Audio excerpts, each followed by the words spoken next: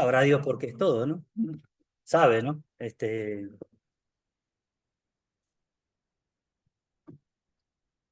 Pensaba en este tiempo, ¿no? Bueno, en este tiempo, en todo tiempo en realidad, eh, ¿qué es nuestra vida? Y pensaba en una pregunta para que nos hiciéramos todos. Eh, y me acordaba también de Lázaro, ¿no? El que resucitó. ¿Más fuerte? Gracias. Gracias porque no me doy cuenta.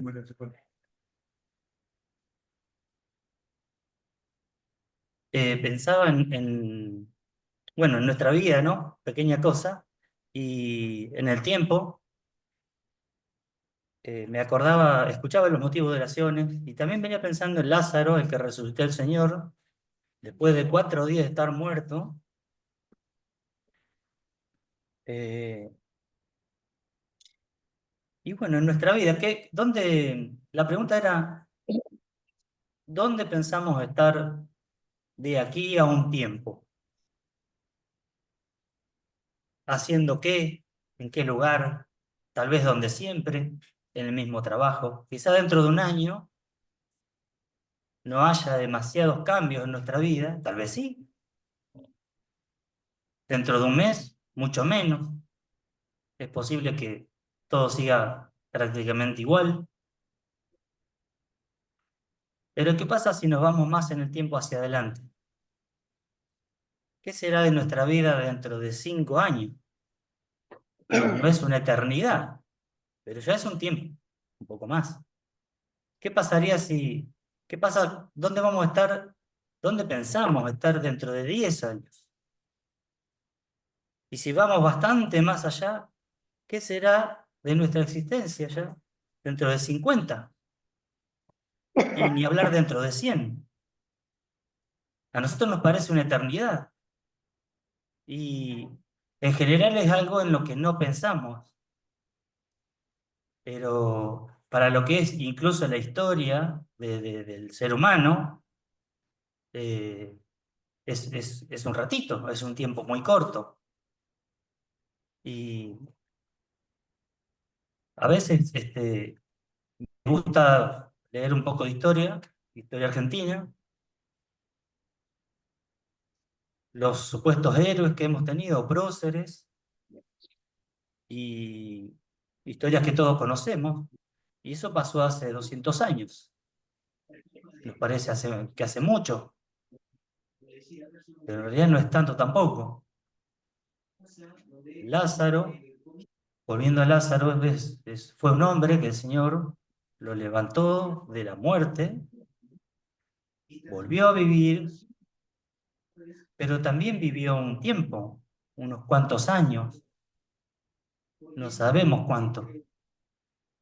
Y después, como es natural, como todos los hombres, volvió a morir. Y nosotros vivimos nuestra vida, cuando uno es joven piensa que tenemos, no sé, pareciera que tuviéramos 200 años para vivir. Demasiado como para pensar en qué será mañana o qué será dentro de 100 años. Lo cierto es que todo pasa. Los que peinamos canas ya nos damos cuenta que la vida es bastante corta y no está para desperdiciarla. Eh, ¿Somos dueños de cuánto? De este rato, del día de hoy, y no mucho más, porque ya sabemos que todo lo que haya pasado hacia atrás ya no lo tenemos, ya no nos pertenece, no existe.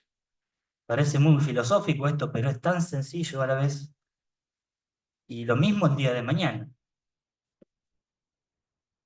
Ahora, mucho menos nos pertenece el tiempo muy hacia adelante. Por ejemplo, 100 años. Es lógico que ninguno de nosotros estemos, aun los niños. Y esto eh, no es algo alegre, pero es nuestra realidad. No es el plan que Dios tenía, pero es lo que va a suceder con todos nosotros. De aquí a 100 años, ninguno estaremos. A mí me pasa a veces que veo las películas antiguas, esas de blanco y negro, que incluso algunos era el cine mudo, y pensar que digo, todo ese mundo ya no existe. Y dentro de 100 años este mundo tampoco va a existir. Nosotros no vamos a estar. Entonces, ¿qué sentido tiene la vida?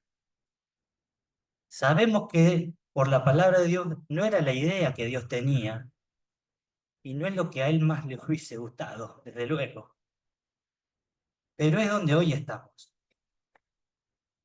Ahora, de dónde estemos de aquí a 100 años,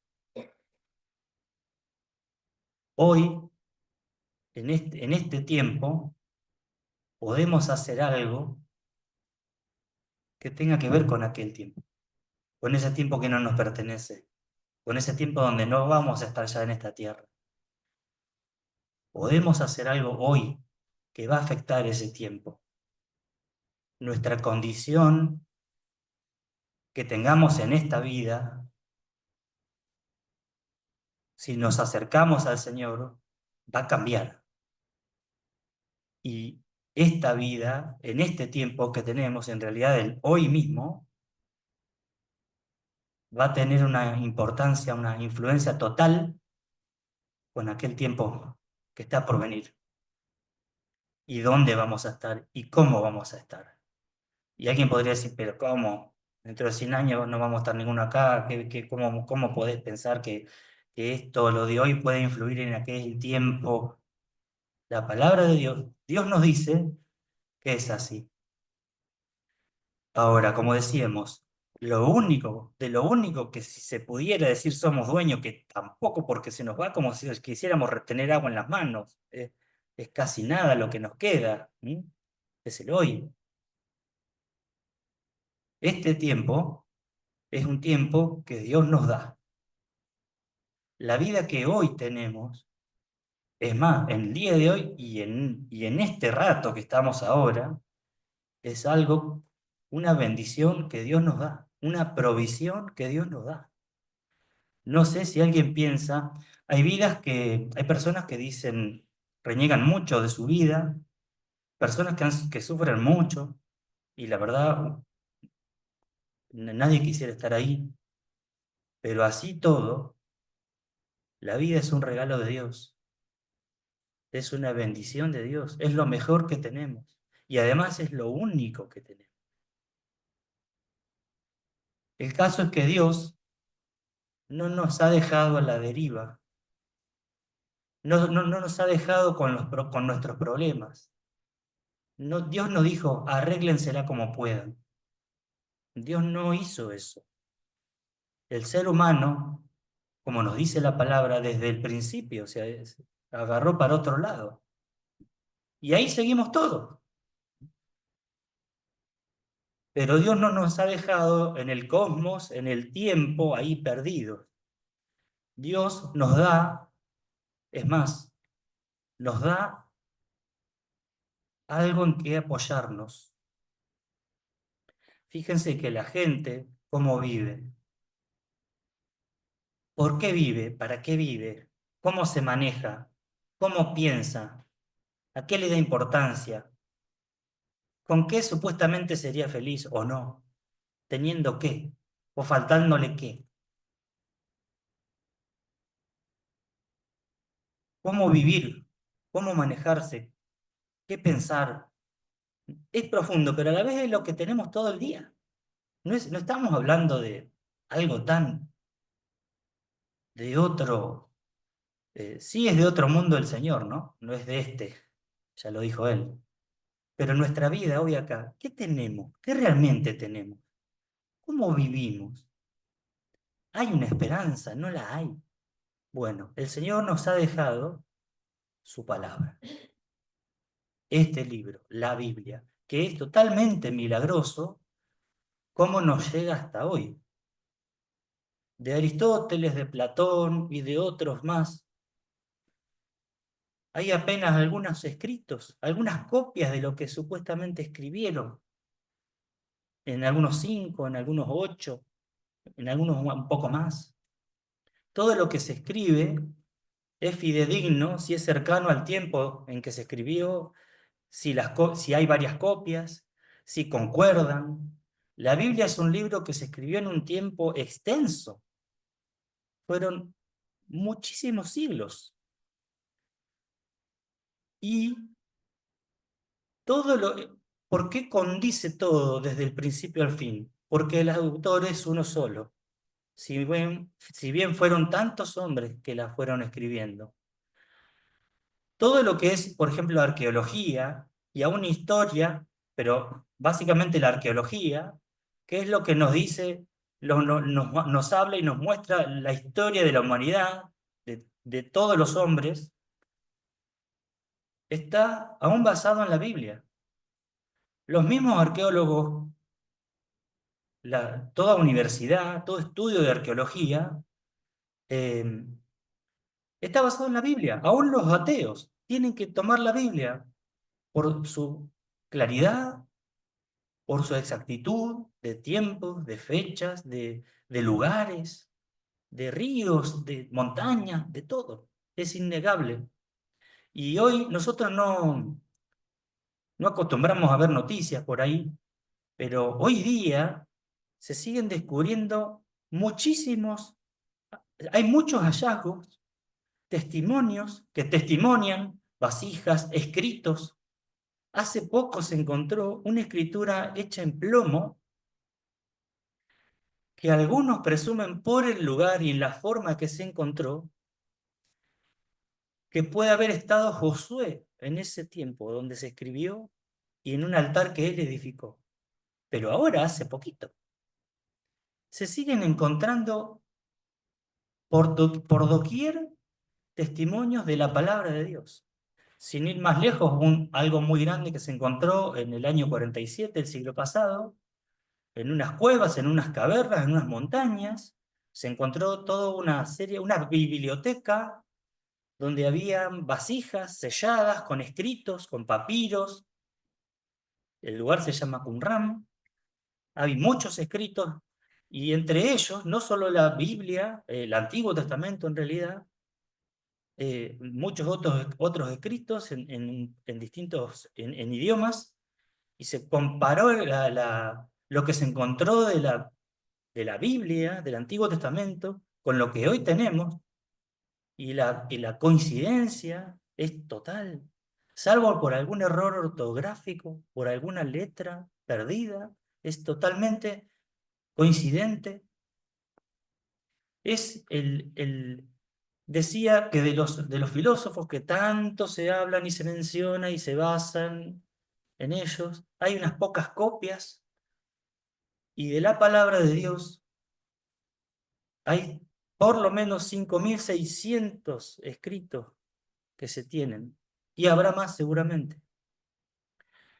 Eh, como nos llega la Biblia hasta hoy, es un verdadero milagro que no se puede entender. No hay una iglesia que es la que la tiene, no hay una organización especial. Fue pasando siglos, fue pasando guerras, fue pasando quemazón, porque hubo gente que se dedicó a quemar la Biblia, reyes, para destruirla. Eh, y hoy más que nunca se está tratando de tergiversar lo que dice la Biblia, pero es realmente imposible hacerlo. ¿Por qué? Porque la cantidad de copias que hay de la Biblia y en la cantidad de idiomas que está escrita, no se puede cambiar sin que se note la mala intención de algunas sectas, ¿no? Eh, por ejemplo, los testigos de Jehová, que usan su versión, eh, es notorio, ¿no? Las cosas que ellos han tocado. eh, Otros han hecho otras cosas, como los mormones tienen el libro de Mormón, y así. Pero la verdad de la palabra de Dios no se ha podido cambiar y no se puede. Hace siglos que fue escrita. Hay muchísimos escritos. Hay distintas culturas, distintos reyes. Han pasado imperios y ha permanecido. Y hoy con tecnología se están descubriendo cada vez más cosas, fragmentos de la misma Biblia, escritos hace 3.000 años, 2.000 años. Es imposible cambiar la palabra de Dios. Vamos a leer un versículo que leímos la otra vez que me tocó, que es así me tocó,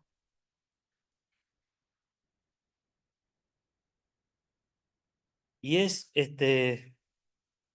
ahí en Hebreos 4, está casi terminando la Biblia, Hebreos 4,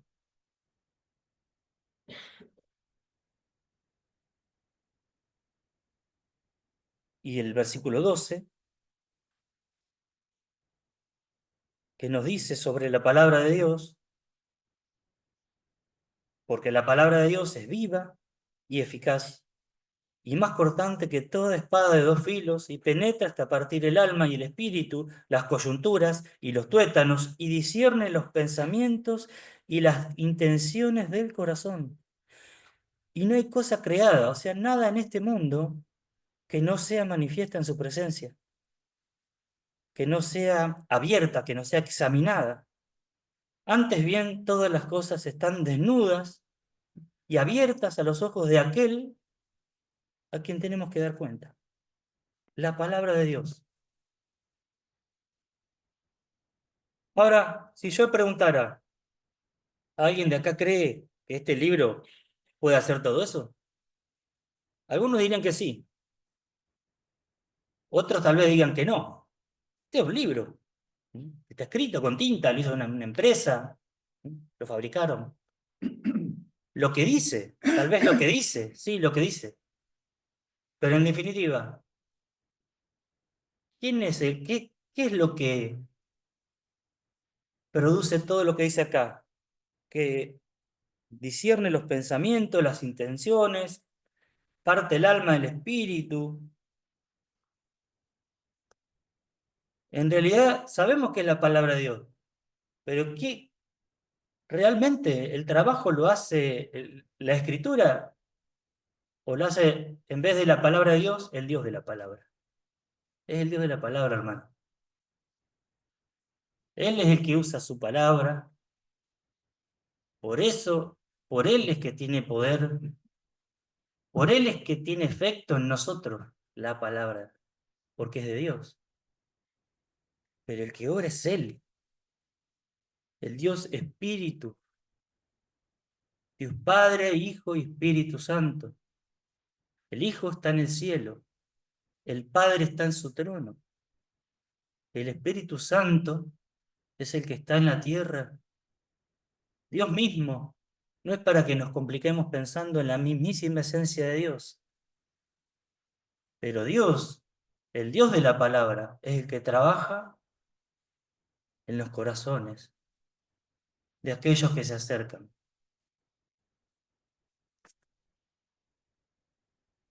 Si esta palabra tiene si esta palabra tiene poder es por Él, es Él mismo obrando con su palabra. Al principio decía cómo vivir, cómo hacemos las cosas, cómo nos manejamos, qué pensamos. ¿Sí? ¿Cuál es la regla? Una sociedad está organizada. Mejor o peor, Argentina está organizado. Tiene un presidente, una Cámara de Diputados, senadores, los jueces, su policía, prefectura, el ejército, hay intendencia. Todo tiene un orden. La calle es un orden. En la calle van los vehículos, en la vereda vamos los peatones, todo tiene un orden, todo está establecido de alguna manera. Para todo hay reglas. Para la vida nuestra, ¿cómo es? ¿Quién dicta esas reglas? ¿Quién dice lo que está bien y lo que está mal? ¿De dónde lo sacamos? ¿En quién confiamos? ¿En el gobierno? ¿En las filosofías que hay? ¿En el pensamiento de la sociedad? ¿Qué vamos a hacer? ¿Para qué vamos a vivir? ¿Cómo vamos a hacerlo? ¿Qué queremos alcanzar? ¿Qué desea nuestro corazón, nuestra alma? ¿Hacia dónde vamos? Este mundo va sin sentido. No sabe hacia dónde, hacia qué, por qué, de qué manera vive. No es buena porque lo vemos todos los días. Bueno, ¿y nosotros? ¿En qué nos vamos a basar? ¿En, ¿De qué nos llevamos para decir? Uno tiene implícito, por nuestra cultura, la gente dice, yo quiero ser una buena persona. Nadie quiere ser malo. Es difícil encontrar a alguien que diga, yo quiero ser una mala persona. Y ahí vamos.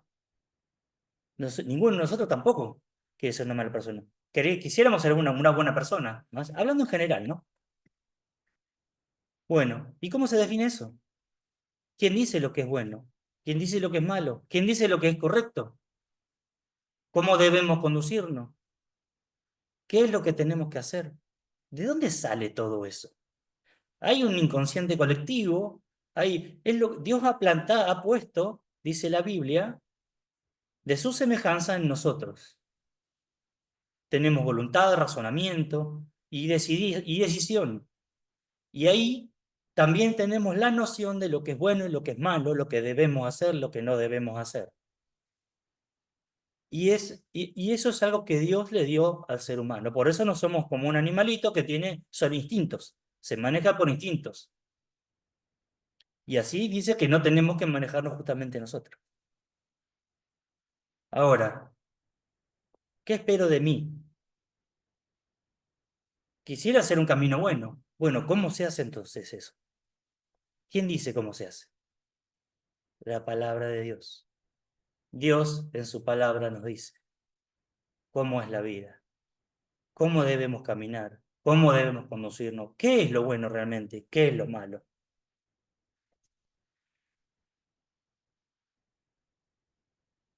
Y yendo a nosotros, ¿qué es ser cristiano? ¿Qué es la fe? ¿Quién es Dios? ¿Quién es Cristo? ¿Qué es la vida cristiana? ¿Hay una esperanza más allá de esta vida? ¿Para qué estamos? La palabra de Dios es la que nos da todas estas respuestas y lo que busquemos. Nosotros tenemos la palabra de Dios, el concepto de que es infalible, de que no falla, de que no le falta nada, de que no le sobra nada, de que es necesario para nuestra vida. Pero la palabra de Dios, que está escrita acá, necesitamos buscarla,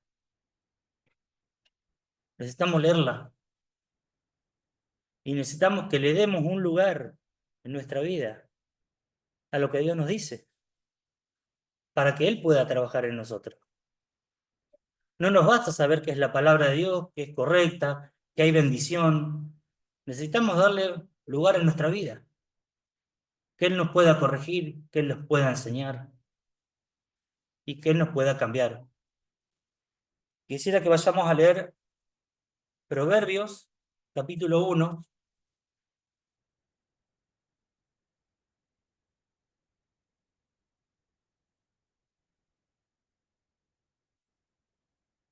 Hay muchos hermanos que dicen, este es un pasaje muy conocido. A mí no me gusta eso porque hay veces que la gente que para ellos no es tan conocido se sienten como perdidos, ¿no? Eso me da esa impresión. Este libro lo escribió Salomón, que fue hijo del rey David, y fue una persona muy especial, Salomón, porque Dios le habló, le hizo entender su sabiduría en profundidad. Y él le escribe, versículo Proverbios 1:1. Los proverbios de Salomón, hijo de David, rey de Israel, para entender sabiduría y doctrina, para conocer razones prudentes, para recibir el consejo de prudencia, justicia, juicio y equidad, para dar sagacidad a los simples, los que no tienen mucho entendimiento. Y a los jóvenes, inteligencia y cordura. Oirá el sabio y aumentará el saber. No el que tiene conocimiento, el sabio, una persona realmente aún reconocida por sabia, y aumentará el saber. Y el entendido adquirirá consejo para entender proverbio y declaración, palabras de sabios y sus dichos profundos. El principio de la sabiduría es el temor de Jehová. Los insensatos desprecian la sabiduría y la enseñanza. Este mundo va loco, hacia dónde ni ellos lo saben. Atrás de cosas, atrás de la economía, atrás de la política, atrás del poder. No sé si leen un poco de, si ven un poco de noticias, pero está muy convulsionado el mundo. Siempre he escuchado, no, este mundo está terrible. Sí, sí, es cierto. Siempre se dice lo mismo. Pero en este tiempo, desde, desde que comenzó la guerra ahí en Ucrania, se empezó a comparar el Estado, la política y lo que viene pasando en el mundo con lo que pasó antes de las primeras guerras mundiales, la primera y la segunda. Está muy convulsionado realmente, de muchas maneras, económicamente, políticamente, militarmente.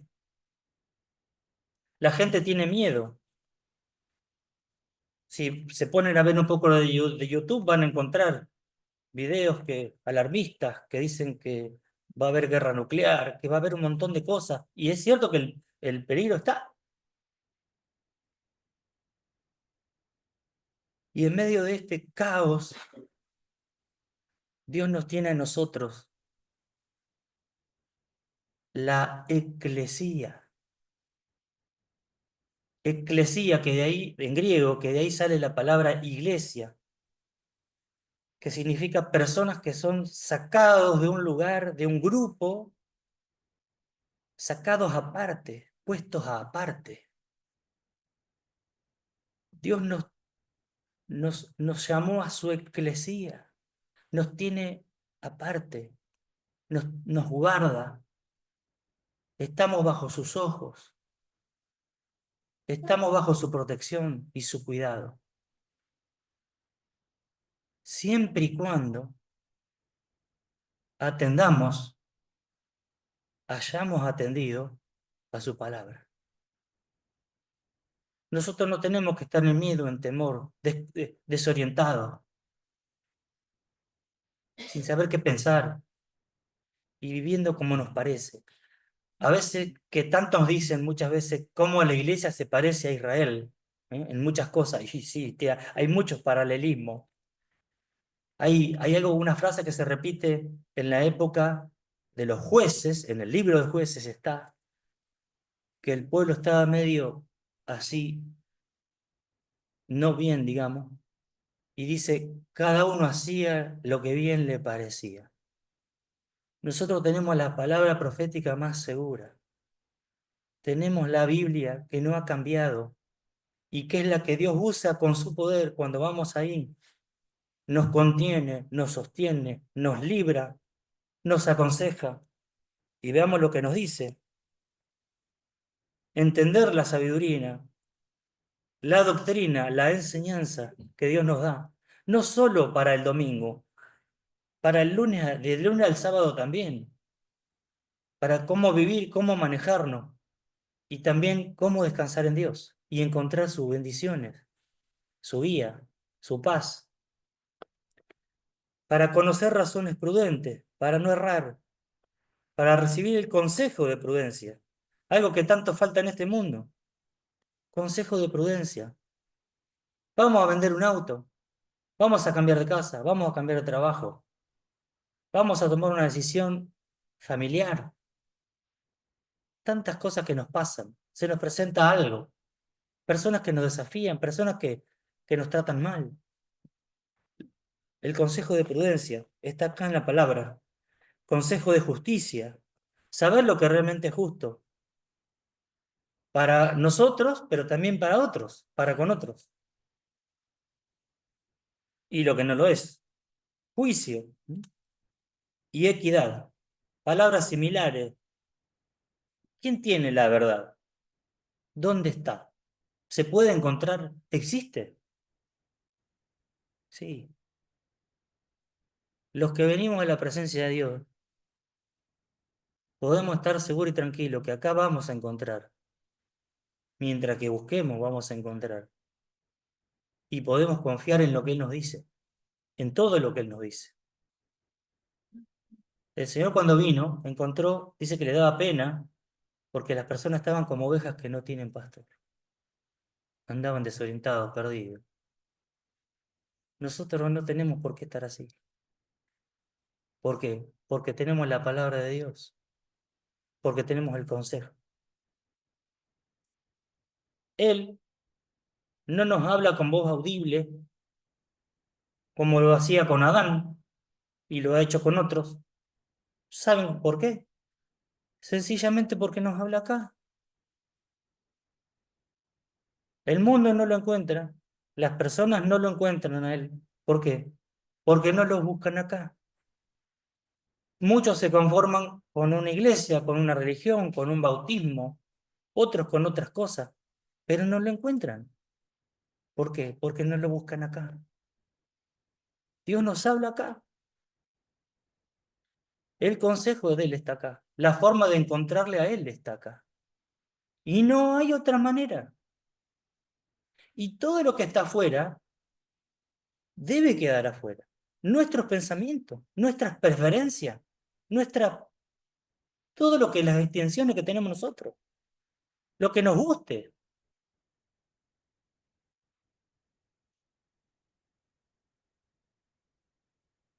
Fíjense que también habla, dice, para dar sagacidad a los simples. Es para estudiarlo, pero la persona simple es una persona que es como, podríamos compararlo, podríamos decir que es parecido a alguien inocentón, como quien diría. ¿Mm? Eh, Sin mucha, no sonso, pero sin un conocimiento profundo. Y tiene que ver con la palabra neófito que usa también el Nuevo Testamento. Es una persona que no está muy arraigada, tal vez, en la fe, en Dios.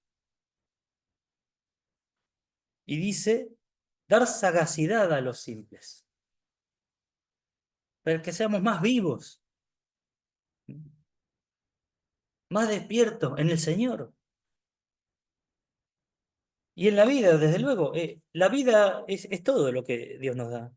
Dice, y a los jóvenes, fíjese que tiene relación, y a los jóvenes dar sagacidad a los simples, y a los jóvenes inteligencia y cordura. ¿Cuánto nos falta de esto? Inteligencia, pero de la verdadera, y cordura. Y aún dice mucho más, oirá al sabio y aumentará el saber. ¿Vieron cuando hay una persona que dice, tal persona, ese es un genio, qué capo tal persona"? Hoy no usamos la palabra sabio, usamos otras palabras más comunes.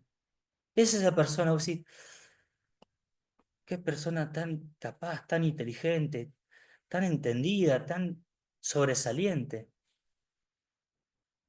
Me gustaría ser así, ¿no? Bueno, acá dice la Biblia que esa persona aumentará el saber. ¿Por qué? Por la excelencia de la palabra de Dios.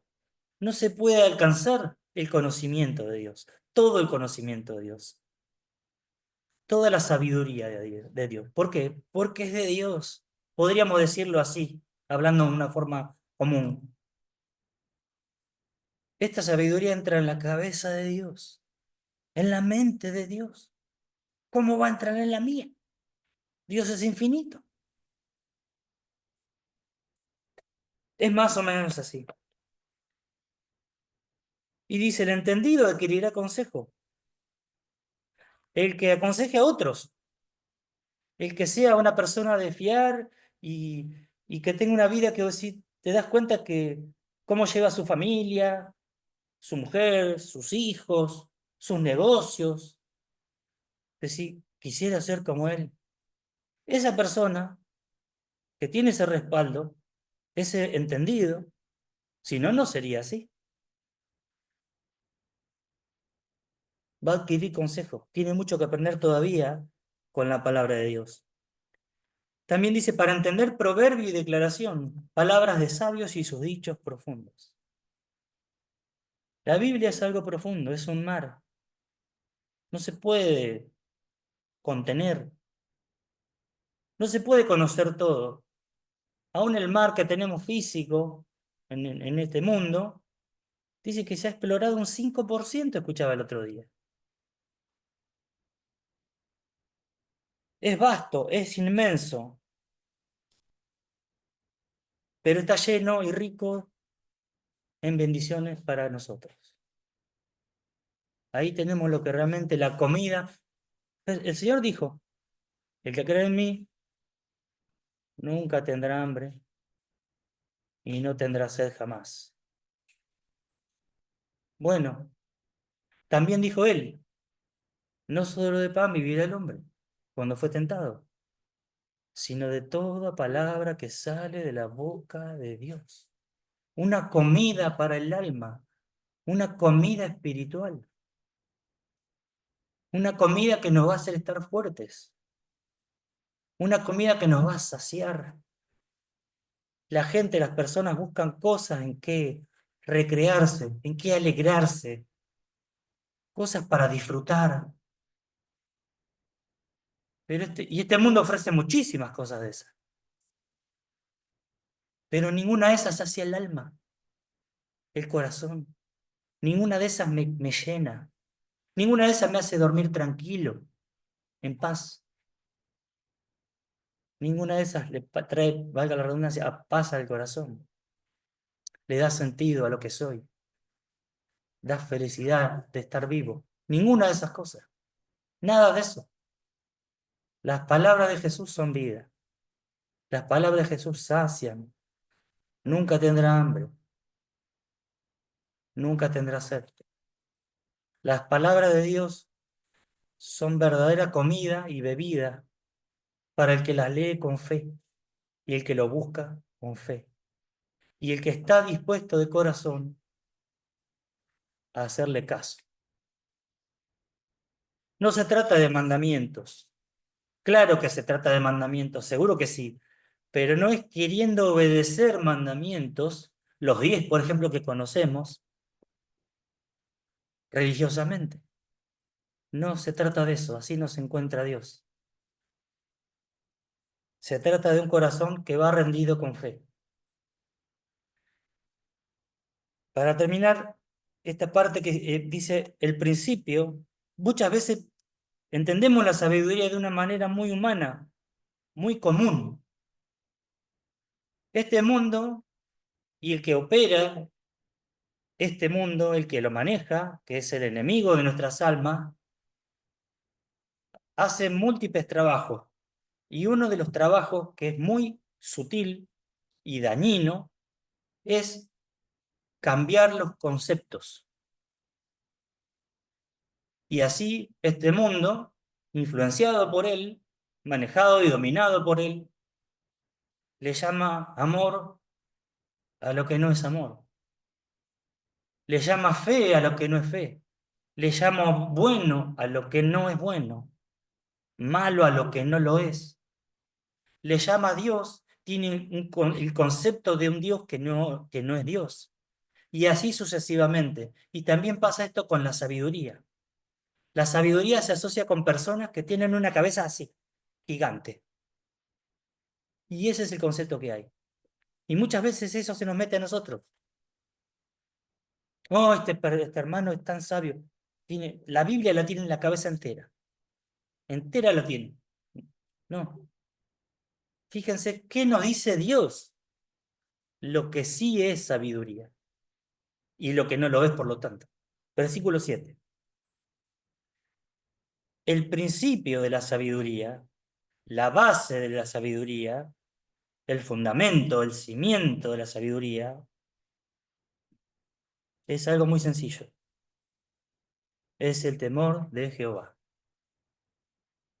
No dice el miedo, no, es el temor de Jehová. Ese temor santo, ese temor bueno, que no es terror, que no es desconfianza,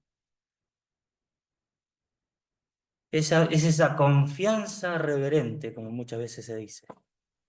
Es una confianza en un Dios santo, perfecto, omnipotente, omnisciente, pero a la vez tan sensible que me tiene en cuenta a mí, que está dispuesto a escucharme a mí, que me considera y que me ama de una forma tan grande, tan inexplicable, que nuestra mente tampoco da para entenderlo, no nos da, pero Él nos ama así. ¿Y por qué lo decimos así? ¿Cómo lo podemos saber que nos ama así? Por lo que hizo. Él no solo habló, Él hizo por nosotros. Bueno, antes de pasar a esto, todo lo que se considere sabio, inteligente, prudente, bueno, va a ser realmente así si está basado en el temor a Dios y lo que Él nos dice. Todo lo que se va fuera de esto, todo lo que se agregue, todo lo que se saque, todo lo que se invente, no viene de Dios, no viene por el temor de Dios, y así tampoco será de bendición para nuestras vidas, y todo lo contrario. Gracias a Dios que sigue haciendo el milagro de que tengamos esta palabra, para poder confiar y apoyarnos no en un libro, sino en Él. Y la puerta de entrada, el primer paso que debe dar un hombre en este temor de Jehová, escuchándole a Él, es un paso de obediencia, de fe,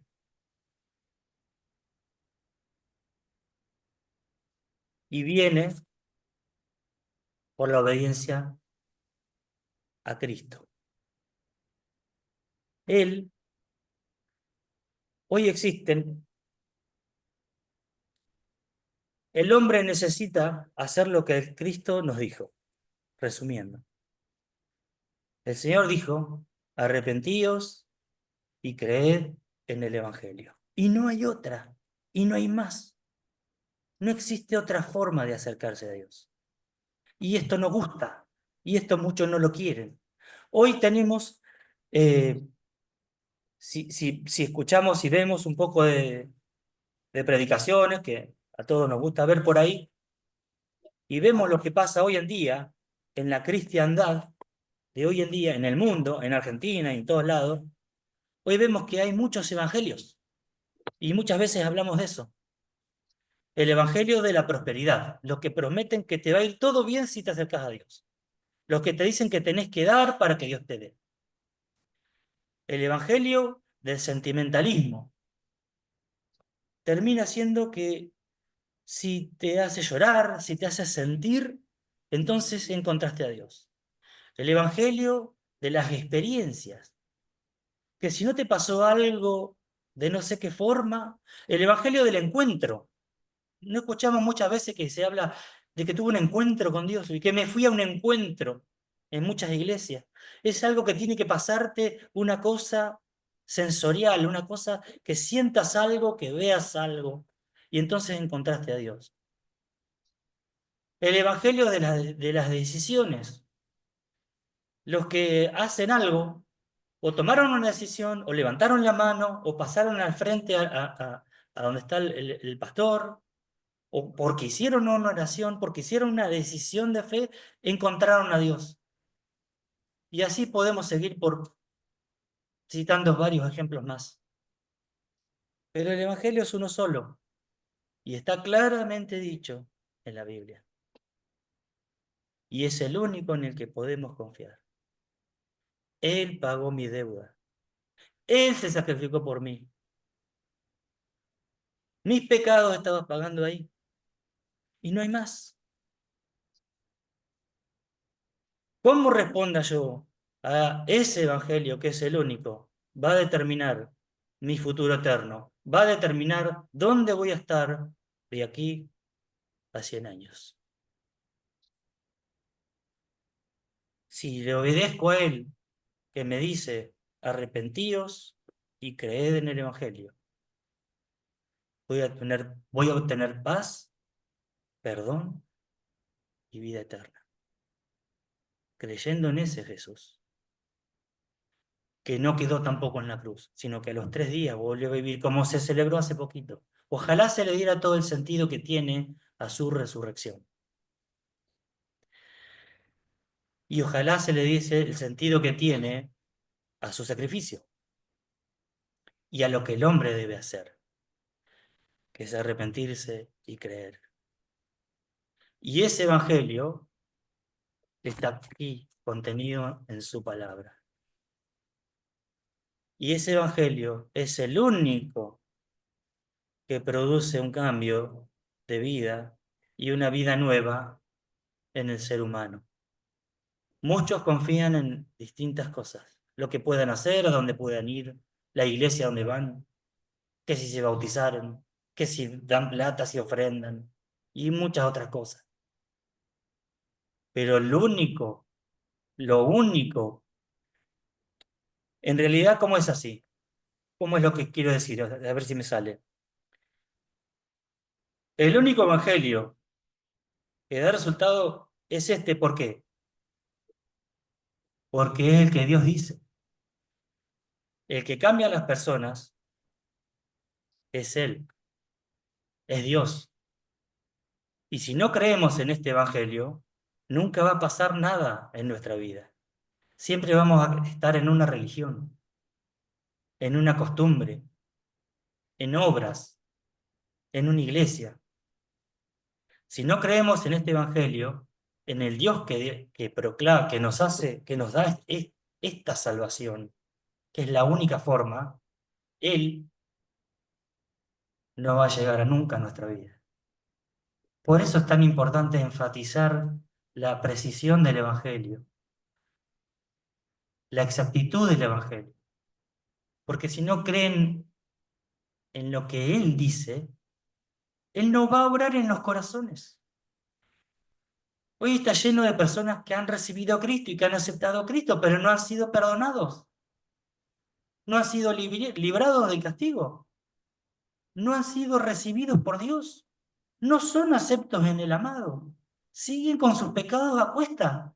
¿Por qué? Porque han aceptado a Cristo, han recibido a Cristo, han hecho una decisión de fe, han hecho una oración, van a una iglesia, pero no han creído en este evangelio, que es el único.